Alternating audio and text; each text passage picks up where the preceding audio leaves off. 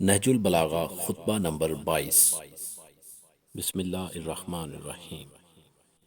معلوم ہونا چاہیے کہ شیطان نے اپنے گروہ کو بھڑکانا شروع کر دیا ہے اور اپنی فوجیں فراہم کر لی ہیں تاکہ ظلم اپنی حد تک اور باطل اپنے مقام پر پلٹ آئے۔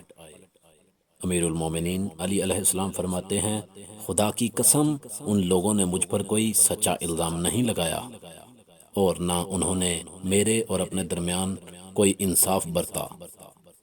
وہ مجھ سے اس حق کا مطالبہ کرتے ہیں جسے انہوں نے خود ہی چھوڑ دیا، اور مجھ سے اس خون کا عوض چاہتے ہیں جو انہوں نے خود بہایا ہے۔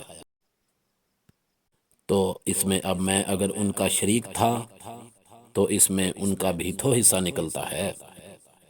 اگر وہی اس کے مرتکب ہوئے ہیں، میں نہیں، تو پھر اس کی سزا بھی صرف انہی کو بھگتنا چاہیے۔